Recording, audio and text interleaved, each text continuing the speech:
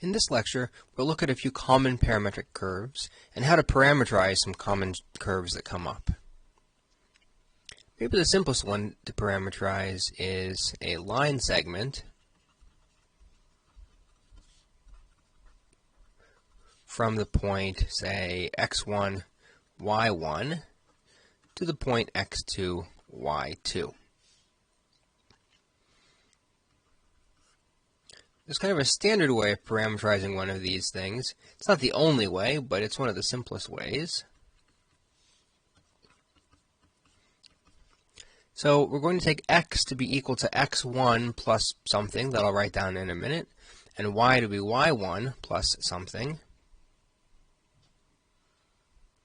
So that something then is going to be t times the quantity x2 minus x1. And down here, t times the quantity y2 minus y1. And whenever you parameterize a curve, you need to also give the range of the parameter. Tell me what range of t values will actually draw this curve right here. And in this case, I want t to go from 0 to 1. And let's just double check that that makes sense. So if I plug 0 in for both, then you get that x is equal to x1 plus 0, and y equals y1 plus 0. So you do, in fact, start at the point x1, y1. And when t equals 1, then you get that x is x1 plus x2 minus x1, so x2. And in the same way, y ends up coming out to be y2. Okay, so this really does give you some path that starts at x1, y1 and ends at x2, y2. And what makes it a straight line, essentially, is that the parametric functions here are linear functions of t. Okay, so that's one of the most straightforward kinds of paths to parameterize. We're going to see that you sometimes need to parameterize a path that isn't the most direct path from one point to another. So let's say now you have 2 points that are connected not by the straight line path, but, I don't know, maybe by this parabolic path, y equals x squared. Let's say this is from the point 2, 4 to the point 3, 9.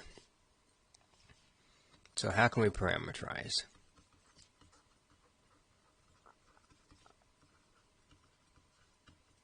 Well, actually, anytime you have y as a function of x, there's a straightforward way of parameterizing it. So the idea behind a parameterization of a path is that you want a single variable that kind of captures exactly where you are on the path. You know, sort of a curve is an inherently one-dimensional thing, even though it's sitting here in the plane. So is there one piece of information that I can give you that will tell you enough to know where you are? Well, sure. If I just give you the x-coordinate, then you know what the y-coordinate is, because in this case, y is a function of x.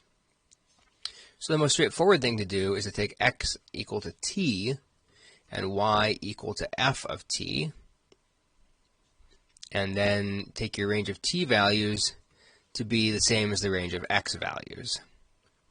So say from kind of like x min to x max.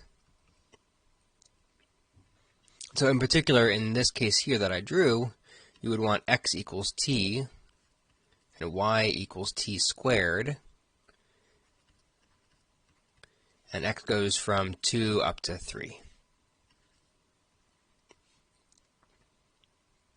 So you can take any function graph y equals f of x and parameterize it this way. You can do a similar trick if it's x is a function of y. So if instead you had that x is y squared,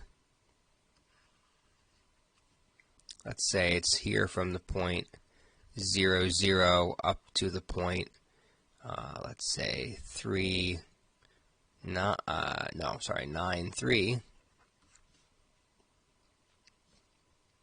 Then you would use y is equal to t and x is equal to t squared, right? We want x to be the square of whatever y is. And then the range of t values becomes the range of y values. So in this case, 0 to 3. So this is the same as the y range. Okay, so more generally, you could have y equals t, x equals, say, f of t, if in general your curve is given by x is equal to some function of y. And then t goes from y min to y max. Okay, and then there's one more broad class of curves that it's useful to be able to parameterize, which is circles and ellipses. So here, let's say that you have the ellipse that looks something like this, where, say, it comes out to a and negative a in the x direction, b and negative b in the y direction. Well, it turns out that x equal to a cosine of t and y equal to b sine of t will work, with t between 0 and 2 pi. So how do I know that this parameterization actually makes that curve? Well, notice what happens if you take x squared divided by a squared plus y squared divided by b squared. X squared will be a squared times cosine squared of t.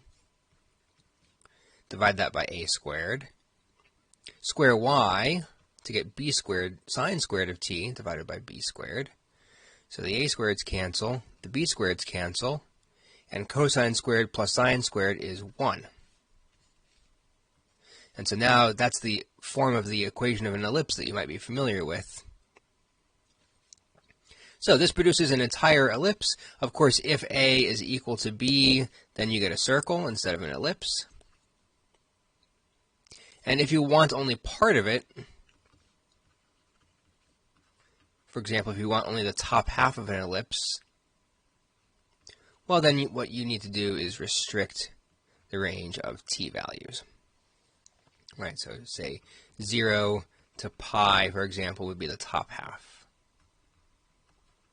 And in particular, it would be the top half starting over on the right-hand side here and kind of traveling along this way until you got to the left part here. Okay, so all of these kinds of curves, ellipses, function graphs, and line segments, are useful to know how to parameterize in the plane, so that when we start working with three-dimensional parametric curves, we have some kind of basic building blocks to work with.